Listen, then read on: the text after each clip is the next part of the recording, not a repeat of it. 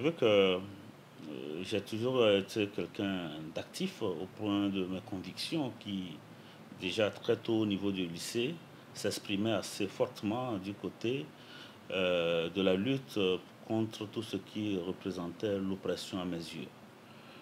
Ces convictions-là ont rencontré certaines autres convictions sur le chemin et nous avons fait du chemin ensemble avec bon nombre de Togolais, déjà sur les bancs de l'école, à travers des vies associatives, avant que je ne m'engage sur le terrain politique dans les années 1990.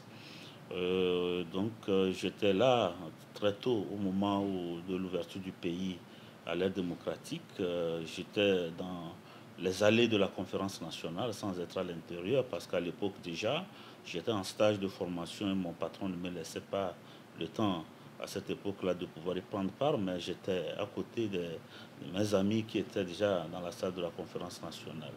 Par après, j'ai rejoint les premiers partis qui se décèdent. J'ai été un militant pour un temps de la formation du PAD, parti le PAD avant de quitter pour rejoindre en 1998 la formation politique du PDR, Zarifou Aeva. Donc j'ai milité dans ce parti-là pendant longtemps, où j'ai été même chargé des affaires politiques. Donc c'est à ce titre-là que j'ai participé à tous les grands moments de l'histoire de notre pays dans ce qu'on a eu de pénible à construire notre démocratie.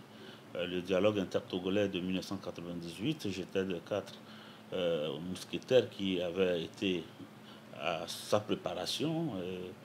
Nous avons activement pris part à ça et j'étais également, après la mort du président Yadema dans les années 2005, j'étais également de tous les voyages pour pouvoir parler du Togo et des solutions à venir avant que en 2006, pardon, je quitte cette formation pour défaut d'orientation ou pour déviation au niveau de l'orientation politique pour créer notre propre formation politique avec des amis. Donc le fait de se présenter aujourd'hui, c'est d'abord que mes convictions personnelles pour libérer ce peuple a rencontré également la volonté exprimée par des militants nombreux de ma formation politique qui ont décidé que cette année, il faut faire acte de candidature pour pouvoir apporter notre vision du monde, notre façon de faire pour libérer ce peuple de l'oppression. Première vue, c'est une équation difficile quand on est togolais de dire voilà quelles sont les priorités, mais à première vue, euh, tout est priorité au Togo parce que dans tous les domaines, il y a à faire. Nous avons des problèmes de la jeunesse qui ploie sous le chômage, le mal-emploi, le mal-vivre. Nous avons le problème de santé au niveau de nos hôpitaux qui sont devenus des mouroirs. Vous avez vu les images qu'on a diffusées de nos centres hospitaliers et qui n'en ont pas l'air. Et vous connaissez le problème également de l'enseignement qui est aujourd'hui à repenser, qui sont des priorités au point pour améliorer le cadre institutionnel au niveau de la formation, au niveau sanitaire et puis au niveau de, à plusieurs autres niveaux. Mais prioritairement, nous pensons que l'État togolais doit être réformé. Notre parti s'appelle Mouvement citoyen pour la démocratie et le développement parce que quand on approche les Togolais, parfois il y en a qui ont le sentiment d'être exclus du processus, qui ne sont même ignorés. On dirait qu'il y a des Togolais apparemment entiers et des Togolais entièrement à part. Donc, quand on fait cette observation-là, nous pensons qu'il y a une marge aujourd'hui à saisir. Celle-là, c'est de bâtir une action politique autour de la citoyenneté qui mettrait le Togolais au centre de toutes les préoccupations. Et pour cela, nous pensons qu'il faut réformer même en profondeur notre administration. Dès les premiers moments de notre prise de fonction, nous devons pouvoir prendre une décision. On ne sait pas si, peut-être par ordonnance ou par une assemblée qu'on mettra rapidement en place après la dissolution de celle qui travaille. Aujourd'hui, il faut faire les réformes d'ordre institutionnel et constitutionnel pour assainir le cadre politique togolais, mais rapidement également pour réformer de fond en comble l'architecture de notre administration. Nous avons aujourd'hui 5 régions économiques qui n'obéissent à aucun critère sérieux.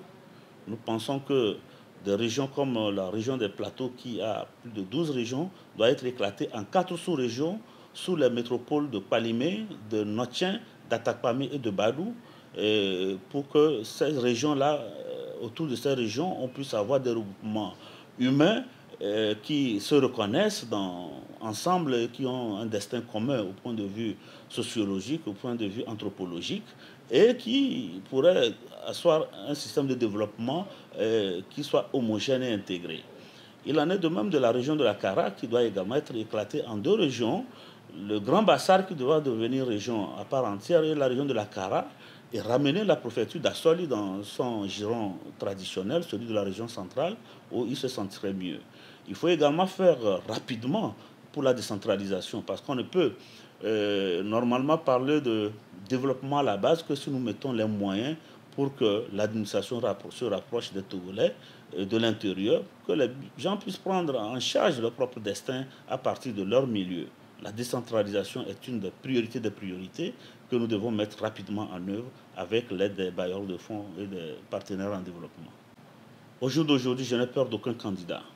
Je pars avec une conviction profonde que les Togolais seront entre ceux qui, pendant plus de 50 ans, ont servi du mensonge et tout le malheur à notre peuple, et ceux qui aujourd'hui, pendant plusieurs années, ont voulu jouer le second rôle, et sans jamais pouvoir libérer ce peuple-là.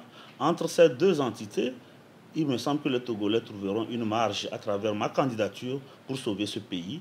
Et c'est là, aujourd'hui, le moment est venu pour que des gens comprennent qu'il faut faire la politique au Togo autrement, pour qu'un autre Togo soit possible, pour réaliser les rêves de milliers de Togolais, de l'intérieur comme de l'extérieur. Nous avons beaucoup de nos compatriotes qui vivent à l'étranger, dont le nombre n'est pas connu exactement. Hier, j'entendais un ministre parler de 1 500 000 de nos compatriotes hors de nos frontières. En réalité, il n'a même pas les bons chiffres. Au Ghana, à côté, on dénombre nos compatriotes à plus de 5 millions.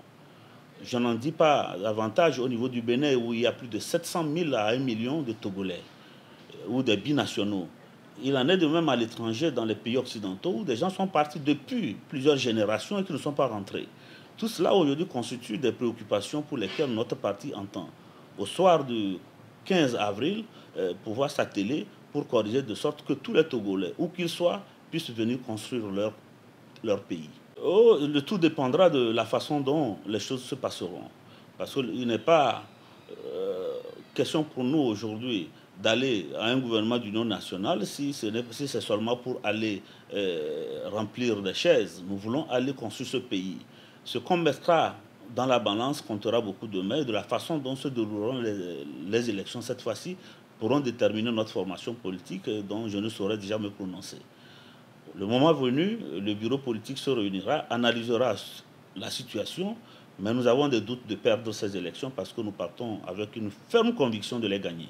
Je voudrais saluer tout le peuple togolais qui a tant souffert et qui a attendu, et qui a pu s'abreuvoir de mensonges multiples et divers, et que le moment est venu aujourd'hui de pouvoir ouvrir les yeux et de renaître à l'espoir à travers notre candidature pour pouvoir se forger un destin dans lequel tous les Togolais se retrouveront comme des frères et sœurs, un destin dans lequel les Togolais se reconnaîtront, quelles que soient leurs origines, leurs orientations philosophiques, idéologiques, religieuses, comme des frères à part entière, et non comme des gens de seconde zone ou de plusieurs zones, avec des exclusions comme on les connaît aujourd'hui.